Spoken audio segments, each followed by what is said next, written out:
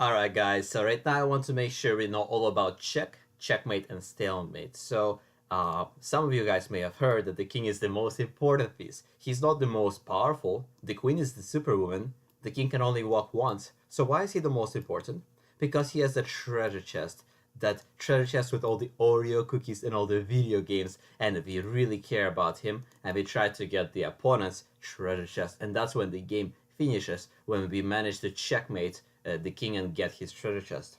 Now, we can't capture a king. A bishop I can take. Let's say I had a bishop over here, and you can just take it as easily as that. But the king you can't take, and I'll show you guys why. Let's begin with check. What is a check? So imagine that for some reason black pushes the pawn here, maybe trying to take out their bishop, and now our bishop is gonna come out with a check.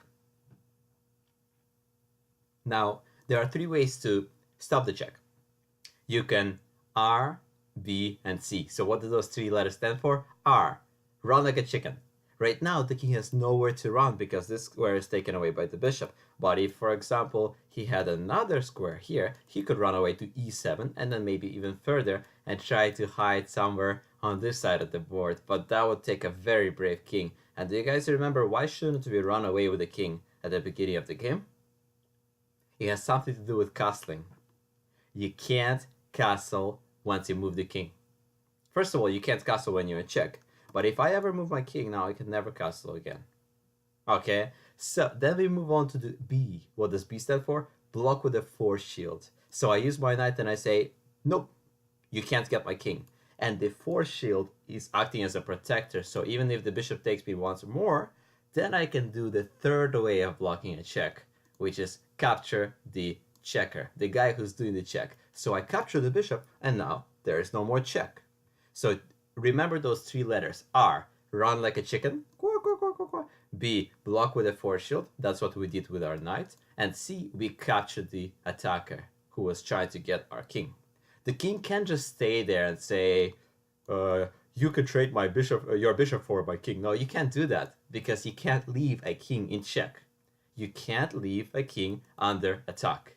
So a lot of my students, they say, oh, but you can't eat the king. That's true. So the bishop cannot eat this king. But at the same time, the king cannot stay under attack. That would be against the rules. So if your opponent plays something like knight f6, you say, nope. You have to apologize, sir, and you have to play a legal move like bishop d7. And the opponent will have to change his move because this is an illegal move. It's against the rules. Okay? Now, you could say, so how do you finish the game if there are so many ways to block the check? Then how do you even win? How do you do the checkmate? And what is a checkmate? Well, checkmate, it's special. Checkmate is when the king has nowhere to go and he's also in check. He can't block, he can't run, and he can't capture. That's when it's a checkmate.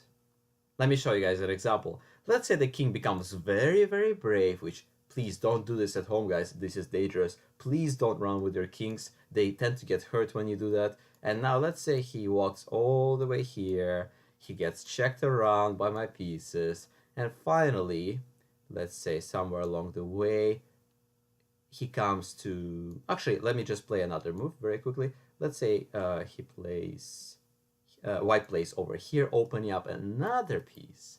And finally, black plays the worst move possible, knight to f6. And now we have a checkmate. How can we get this king? I'll give you guys 10 seconds. It has something to do with giving him a check. Otherwise, we can't do a checkmate. And a lot of you guys may say, knight takes e5, knight takes e5. But then the king can still run away like a chicken. And you'll have to hunt him down further. But there's a faster way to do this. It's actually knight h4. The poor king has nowhere to go. He's in check because my knight can do flip, flip, flop. And he can't go here. Sorry, my queen will get him. Can he go here? Sorry, that's where the knight is for.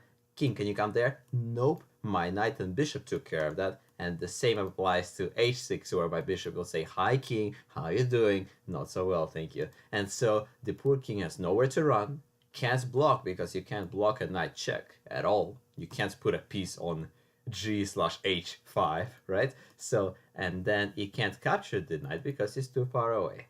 So that's how a checkmate would look like. Now, that's why we don't walk with the king, and we're not brave with the king. We should be scaredy cats with the king and hide him in his little castle. That's why I talk so much about castling. And what is the last concept that I have for today? It's called stalemate. What is a stalemate? Well, imagine now I'm gonna clear the board and we're gonna get a completely clear position. So now there's only gonna be a king for both sides, and I'll give white a queen. Now we will do a training video on how to checkmate with a queen, and the easiest way would be just to go here right now and say, hi king, you can't go here, can't go there, can't go here, so you're stuck, you can't go anywhere, you are trapped, and you can't block and you can't capture, so that's a checkmate. But for some reason, this queen decided it wanted to go to c6 instead. And now we have something new. This is called a stalemate. Okay, what's the point of a stalemate? You can't get the king because he's not in check. The queen can't go like a knight, sorry queen. But the king has nowhere to go. So if you have nowhere to go, does that mean you lose if the other guy has an extra queen? No, he can have an extra rook or two. I'll give him a bishop at that. Maybe I'll even give him a two knights. You know, he can have both knights and he can have all the pawns in the world.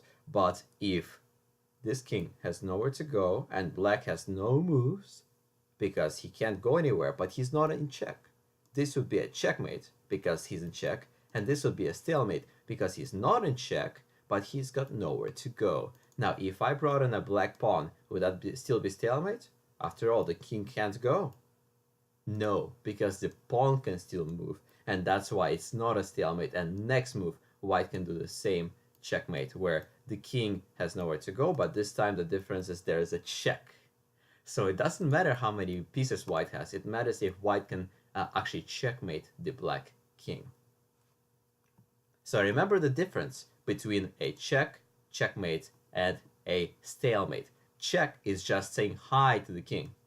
Checkmate is when we said hi to the king and he can't run anywhere. And stalemate is when we didn't say hi to the king, but he can't run away or play any other moves.